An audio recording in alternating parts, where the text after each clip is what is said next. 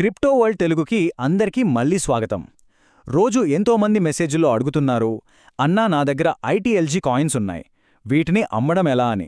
So ఈరోజు మనం దేని గురించే మాట్లాడుకోబోతున్నాం. ఆ ప్రశ్నకు ఒక క్లియర్, జెన్యున్ సమాధానమేంటో తెలుసుకుందాం. చూశారు కదా, నా దగ్గర 5000 కాయిన్స్ ఉన్నాయి, అమ్మొచ్చా? ఇది ఒక్కరి ప్రశ్న కాదు, మన కమ్యూనిటీలో చాలామందికి ఇదే సందేహం. అందుకే ఈరోజు ఈ పూర్తి వివరణ. ఇది చివరి వరకు చూస్తే ఐటీఎల్జీ అమ్మకం, దాని వెరిఫికేషన్, వాలెట్, ట్రేడింగ్, వీటన్నిటి గురించి ఒక పూర్తి క్లారిటీ వచ్చేస్తుంది. సరే, మరి ఈరోజు మనం ఏం మాట్లాడుకోబోతున్నామో చూద్దాం. ఫస్ట్ ఆ పెద్ద ప్రశ్న ఏంటో చూద్దాం. ఆ తర్వాత అమ్మడానికి ఉన్న ఆ 3 స్టెప్స్ ఏంటో తెలుసుకుందాం. ఒక్కో స్టెప్ని వివరంగా చూసి ఆఖరికి ప్రస్తుతం మనం దేనిమీద ఫోకస్ చేయాలో కూడా మాట్లాడుకుందాం. సరే, ముందుగా మనమందరం ఎదురుచూస్తున్న ఆ మెయిన్ క్వశ్చన్ దగ్గరకొద్దాం. అసలు ఈ ఐటీఎల్జీ కాయిన్స్ని అమ్మడమెలా? అయితే ఇక్కడ అందరూ గుర్తుపెట్టుకోవాల్సిన ఒక ముఖ్యమైన విషయమేంటంటే, ఐటీఎల్జీ కాయిన్స్ అమ్మడం సాధ్యమే, కానీ అది వెంటనే అయ్యే పని కాదు. ఓ బటన్ నొక్కగానే అమ్ముడుపోవన్నమాట. దీనికొక పద్ధతి ఉంది, ఒక ప్రాసెస్ ఉంది, దాన్ని ఖచ్చితంగా ఫాలో అవ్వాల్సిందే. ఓకే, మరి ఆ ప్రాసెస్ ఏంటి? ఆ అమ్మకానికి ఉన్న అఫీషియల్ రోడ్ మ్యాప్ ఏంటో ఇప్పుడు చూద్దాం. మొత్తం 3 స్టెప్పులుంటాయి. ఇక్కడొక చాలా ఇంపార్టెంట్ పాయింట్. ఎవరైనా సరే వాళ్ల కాయిన్స్ని మార్కెట్లో అయినా లేదంటే వేరే వాళ్లకైనా అమ్మాలి అనుకుంటే ఈ 3 స్టెప్స్ని కంపల్సరీగా ఫాలో అవ్వాలి. ఇందులో ఎలాంటి మినహాయింపు లేదు, ఇది చాలా ముఖ్యం. ఆ 3 స్టెప్స్ ఏంటంటే, ఫస్ట్ ఐటీఎల్జీ వెరిఫికేషన్ ప్రాసెస్, రెండోది ఐటీఎల్ఎక్స్ వాలెట్ సెటప్ చేసుకోవటం, ఇక మూడోది ఓటీసీ ట్రేడింగ్. ఈ 3 పూర్తయితేనే అమ్మకం సాధ్యం. సరే, ఇప్పుడు మనం స్టెప్ 1లోకి వెళ్దాం. ఇది అన్నింటికన్నా చాలా ముఖ్యమైనది. అదే వెరిఫికేషన్, అంటే మన కాయిన్స్ని అన్లాక్ చేయడమన్నమాట. అసలు ఈ వెరిఫికేషన్ ఏంటో వివరంగా చూద్దాం.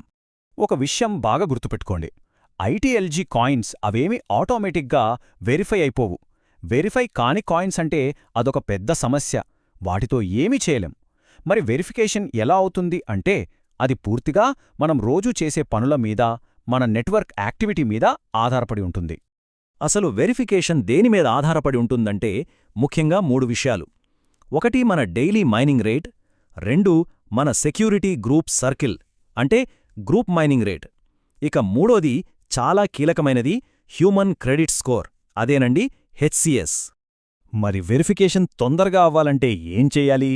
సింపుల్, ఈ యాక్టివిటీస్ అన్నింటిలో మన స్కోర్ ఎప్పుడూ 90% పైన ఉండేలా చూసుకోవాలి. ఇది టార్గెట్ అన్నమాట.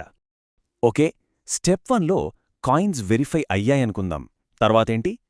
ఆ వెరిఫై అయిన కాయిన్స్ని ఒక సేఫ్ ప్లేస్లో పెట్టుకోవాలి కదా.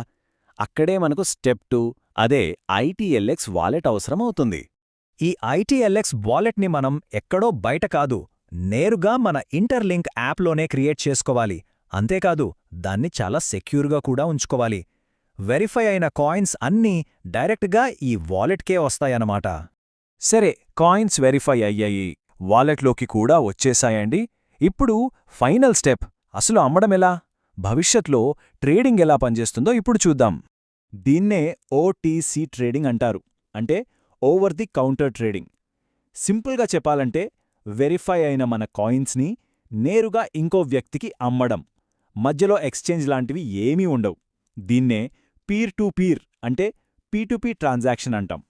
అయితే ఇక్కడొక చాలా ముఖ్యమైన పాయింట్ ఏంటంటే, ఈ ఓటీసీ ట్రేడింగ్ ఫీచర్ ఇంకా యాప్లో రాలేదు. ఇది ఫ్యూచర్ అప్డేట్లో వస్తోంది, ఇది వాళ్ళ అఫీషియల్ ప్లాన్లో ఉంది, కానీ ప్రస్తుతానికైతే అందుబాటులో లేదు. సో ఇదంతా చూశాక మనకొక ప్రశ్న వస్తుంది, మరి ఇప్పుడేం చెయ్యాలి? ఒక ఐటీఎల్జీ కాయిన్ హోల్డర్గా మన ఫోకస్ ప్రస్తుతం దేనిమీద ఉండాలి? ఫ్యూచర్లో ఏం చెయ్యాలి? చూడండి, ఇక్కడ క్లియర్గా ఉంది. ప్రస్తుతం మన ఫోకస్ అంతా daily mining rate, security group circle, ఇంకా హ్యూమన్ క్రెడిట్ స్కోర్ హెచ్సిఎస్ మీద మాత్రమే ఉండాలి. ఎందుకంటే ఇవి కరెక్ట్గా ఉంటేనే ఫ్యూచర్లో వచ్చే ITLX wallet setup, OTC trading లాంటివి మనం ఉపయోగించుకోగలం. ఈ 3 ఫౌండేషన్ అన్నమాట. సో చివరిగా ఒక్కటే ప్రశ్న మిగిలి ఉంది, భవిష్యత్తులో కాయిన్స్ అమ్ముకోవడానికి ఈరోజు మన హ్యూమన్ క్రెడిట్ స్కోర్ సిద్ధంగా ఉందా? ఆలోచించండి. ఎందుకంటే అమ్మకం అనేది ఎప్పుడో భవిష్యత్తులో జరిగేది కాదు, దానికి సంబంధించిన ప్రయాణం ఈరోజు మనం తీసుకునే చర్యలతోనే మొదలవుతుంది.